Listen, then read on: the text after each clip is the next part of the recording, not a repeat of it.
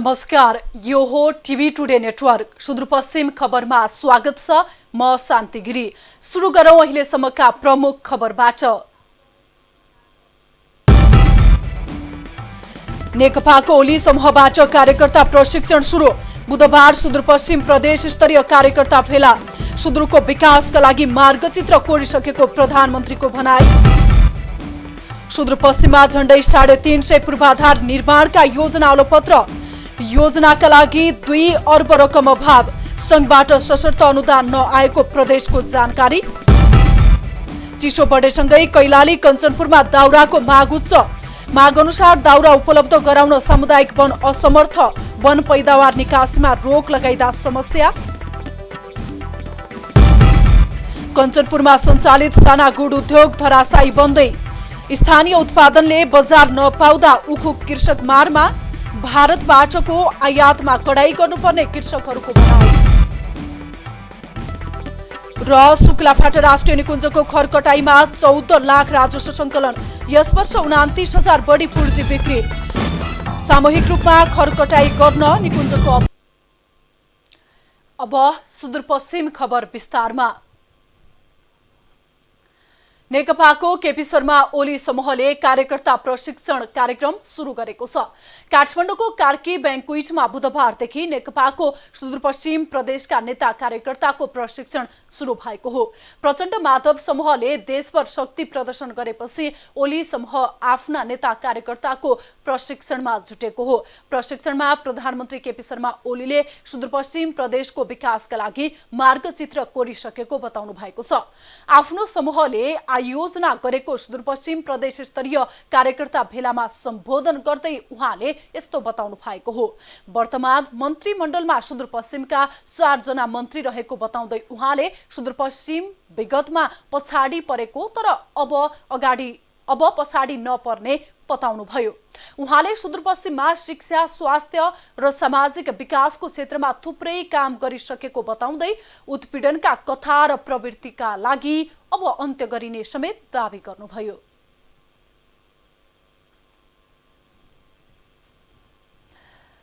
धनगढीका 14 जना विरुद्ध ठगी मुद्दा दायर गर्ने बैंक अफ काठमाडौँका तत्कालीन प्रबन्धकलाई अदालतले दोषी ठहर गरेको छ। जिल्ला अदालत कैलालीले बैंक अफ काठमाडौँका तत्कालीन प्रबन्धक दीपक खनालले 2075 सालको भदौमा धनगढीकै 14 जना विरुद्ध दायर गरेको सरकारी कागज, छाप, दस्तखत, किर्ते र ठगी मुद्दामा दोषी ठहर गरेको हो। सुदूरपश्चिम प्रदेशमा झण्डै 350 पूर्वाधार निर्माणका योजना बजेट अभावले अलपत्र परेका छन्। संघीय सरकारबाट हस्तान्तरण भएका सडक, नदी नियन्त्रण, खानेपानी, पुल निर्माण लगायतका गरी 332 योजना बजेट नआउँदा अलपत्र बनेको सुदूरपश्चिम प्रदेशको भौतिक पूर्वाधार विकास मन्त्रालयले जनाएको छ। मन्त्रालयका अनुसार ती योजनाहरूका लागि करिब 2 अर्ब बजेट प्राप्त नभएपछि काम नै प्रभावित भएको हो। बहुवर्षीय ठेक्का लगाइएका सडक र पुलतर्फ मात्र 50 वटा योजनामा 91 करोड 26 लाख बजेट अपुग भएपछि समस्या भएको मन्त्रालयले जनाएको छ। यस्तै जलस्रोत तथा सिँचाइतर्फ मात्र 10 करोड बराबरका 22 वटा योजना बहुवर्षीय ठेक्कामा लगाइएको छ। खानेपानीतर्फका 75 करोड लागतका 260 योजनाको काम पनि बजेट प्राप्त नभएपछि प्रभावित भएको छ। संघीय सरकारबाट हस्तान्तरण भएका योजनामा सशर्त अनुदान नै नआएपछि प्रदेशकै भौतिक विकासमा धक्का लागेको हो।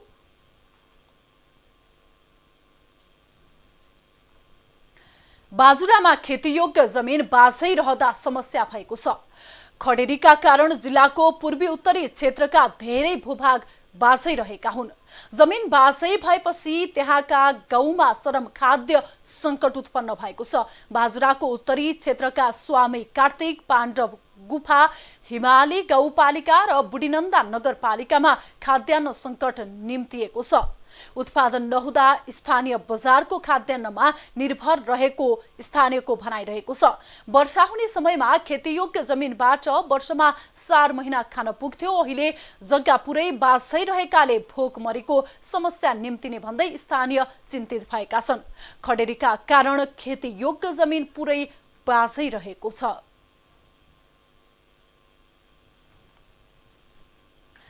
कैलाली, कञ्चनपुर लगायत तराईमा चिसो बढेपछि सामुदायिक वनमा दाउराको माग बढेको छ। चिसोमा दाउराको खपत अत्यधिक हुने भए पनि उपभोक्ताको माग अनुसार दाउरा उपलब्ध गराउन सकिएको छैन। यस वर्ष वैज्ञानिक वन व्यवस्थापन विवादले वन पैदावार निकासीमा सरकारले रोक लगाएको हुँदा अझै अभाव भइरहेको छ। दाउरा अभाव हुँदा विकल्पमा कागज लगायत अन्य वस्तुहरू बालेर जाडो कटाइरहेका छन्। तराईका ग्रामीण बस्तीहरूमा अझै पनि घरायसी प्रयोजनमा दाउराको प्रयोग गर्नेको संख्या धेरै रहेको छ।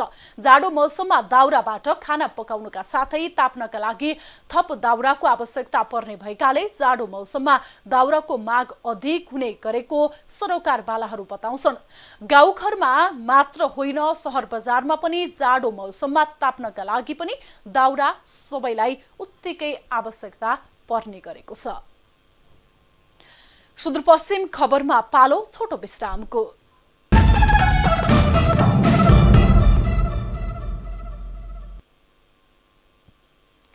अब बाँकी खबर।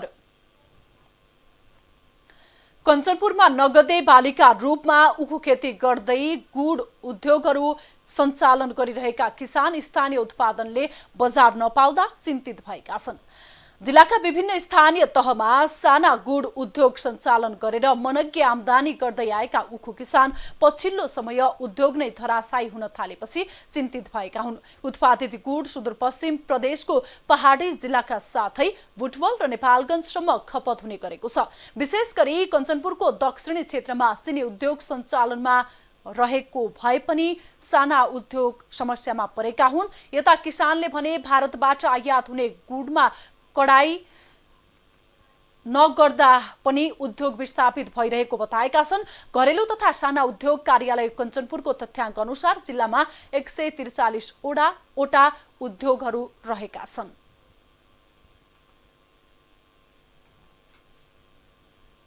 लामो प्रतीक्षापछि कैलालीको लालपुर बडेहा सडक खण्डको गढधोबिया खोलामा पक्की पुल निर्माणले तीव्रता पाएको छ। 2077 असारमा सम्झौता भई कार्तिकदेखि निर्माण सुरु गरिएको उक्त पुलको निर्माण कार्य हालसम्म 40% सम्पन्न भइसकेको छ। पुल निर्माणले गति लिएसँगै वर्षौंदेखि शास्ति भोग्दै आएका स्थानीयहरू पुल निर्माण हुनेमा विश्वस्त छन्।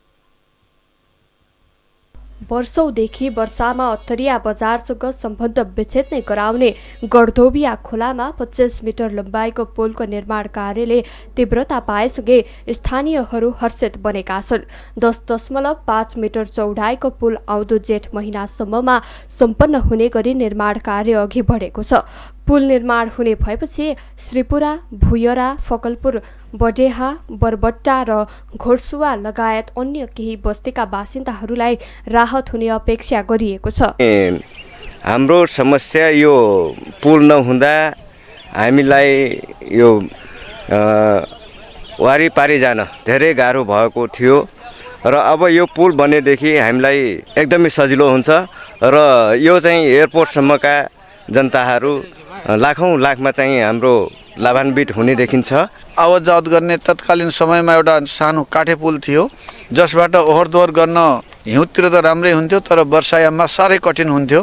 त्यति बेलादेखि मैले यहाँ यो पुलको बारेमा जान्दै आएको थिएँ अनि बिस्तारै त्यो काठे पुल विस्थापित हुँदै यहाँ हामीले ओहोर दोहोर गर्न अनि विभिन्न किसिमका यहाँबाट मान्छेहरूको राति कति बर्खायाममा बगेर तलसम्म लागेको पनि ठाउँ छ। सुदूरपश्चिम प्रदेश सरकारको भौतिक पूर्वाधार विकास मन्त्रालयको विनियोजन रकम 3,58,22,137 रुपैयाँ 80 पैसामा 2078 मङ्सिर 29 गते निर्माण सम्पन्न गर्ने गरी ठेक्का पाएको निर्माण कम्पनी LB&LB बिल्डर्स प्रणालीले बजेट निकासामा ढिलाइ नभए सम्पन्न मिति अगावै निर्माण सम्पन्न गर्ने जनाएको छ। हाम्रो जेठसम्म हाम्रो सिद्धिउने प्रोग्राम हो खास र यो समस्या बजेट निकासा अलि ढिला भएको कारणले गर्दा अरू कुरा यो ढुङ्गा बालुवा गिट्टीको कारणले गर्दा हामीलाई अलि गाह्रो भनेको त्यही हो। सुदूरपश्चिम प्रदेशकी सांसद चुनकुमारी चौधरीले आफ्नो निर्वाचन क्षेत्रभित्र निर्माणाधीन योजनाहरूको अनुगमन गरिरहँदा निर्माण कार्य सन्तोषजनक नै भइरहेको बताउनुहुन्छ। अनुगमन गरिरहँदा कामहरू चाहिँ तीव्र रूपमा भइरहँदा अहिलेसम्म मैले हेर्छु समग्रमा गुनासोहरू आएको छैन। मैले काम गर्ने सिलसिलामा मेरो पनि कमी कमजोरी हुनसक्छ, जनतालाई पहिले चाहिँ मलाई सुझावहरू दिनुहोस् भन्छु। अब यो पुलको कुरा गरौँ होइन, अब पुल लामो समयदेखि यहाँ नबनेको, यो पुल पहिल्यैदेखि 2 दशकदेखि यहाँ भएको पुल अगाडि सार्नु भएको थियो होइन। र यहाँ जनताको आशै पनि थियो। निर्वाचन क्षेत्रमा चुनावी बेलामा मैले के मात्रै बोलेको थिएँ कि जनतालाई खानेपानी, बाटो र पुलहरू, यो पुल अनि यिनी हाउ बनाउँछु भनेर म भनेको थिएँ। जनताहरूको माग पनि त्यही थियो। 18 महिनामा सक्ने भनिएको पुल 1 वर्ष पनि नपुग्दै निर्माण सम्पन्नतिर उन्मुख रहेको छ। स्थानीय जनप्रतिनिधिहरूको सहयोगले बिना अवरोध करोडौँको निर्माण कार्य पनि समय अघि नै सम्पन्न गर्न सकिने सो पुल उदाहरणीय बनेको छ। कैलालीबाट अनिल पन्तको रिपोर्ट। सुदूरपश्चिम खबरमा फेरि छोटो विश्राम।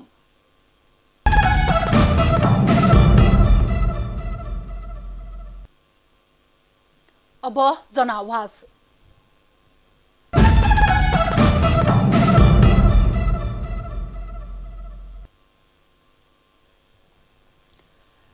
नेपालका विभिन्न प्रदेशहरूमध्ये बेरोजगारी तथा कम विकसित प्रदेशमध्ये कर्णाली र सुदूरपश्चिम प्रदेशलाई चिन्ने गरिन्छ।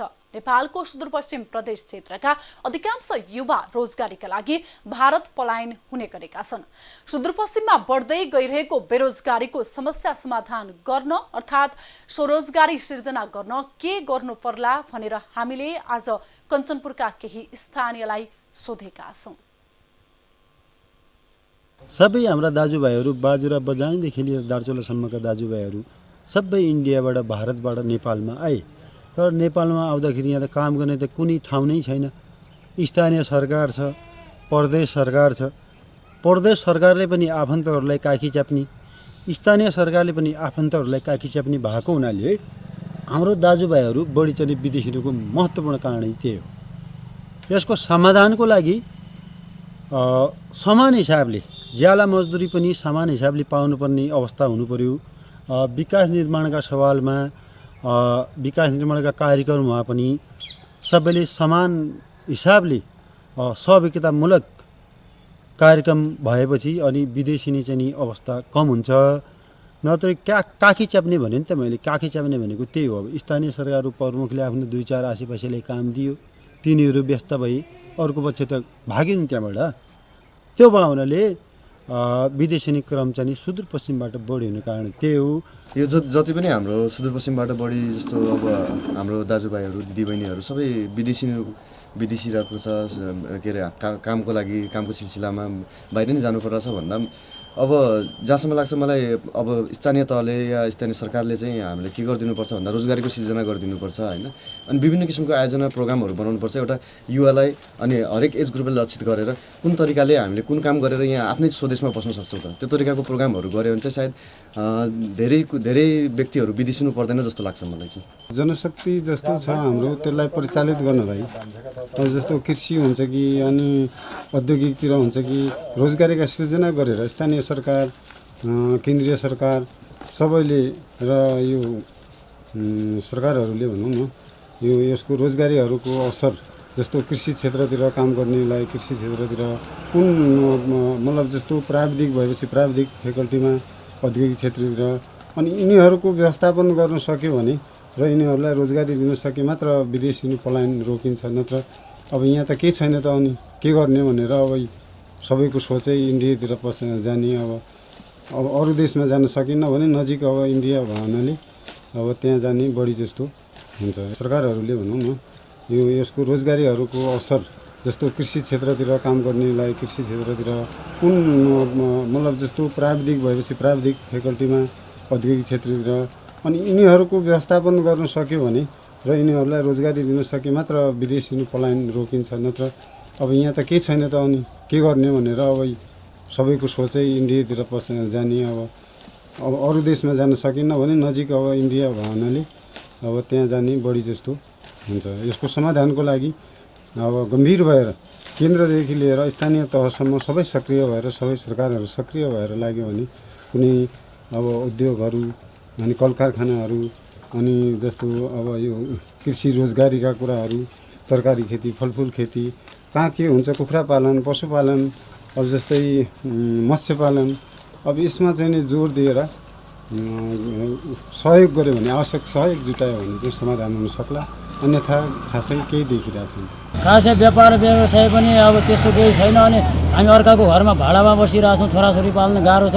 त्यसको लागि हामी अब विदेशतिर जानुपर्ने बाध्यता छ हामीलाई। ऋण कर्ज गरेर पनि छोराछोरी पाल्न पनि, अर्काको घरमा भाडामा बस्दा पनि अब समस्या छ हामीलाई। घर छाप टार्नु पनि गाह्रो भएको छ। उद्योग धन्दाहरू, कल कारखानाहरू केही पनि छैन। यहाँ त्यस्तो केही व्यापारै छैन। कोही मजदुरी गर्नु पनि काम पाइएको छैन। त्यही भएर हामीले विदेश, अर्काको देशमा जान बाध्य भएका छौँ। हाम्रो सरकारले अलिकति कल कारखाना खोलिदिने र बेरोजगारलाई रोजगार दिने, त्यस पछाडि र देश विदेश जाने युवाहरूलाई रोक्ने र ऊ शक्तिलाई एकट्ठा गरेर नेपाललाई एकदम विकसित रूपमा अगाडि बढाओस् भन्न चाहन्छु। अब आर्थिक खबर।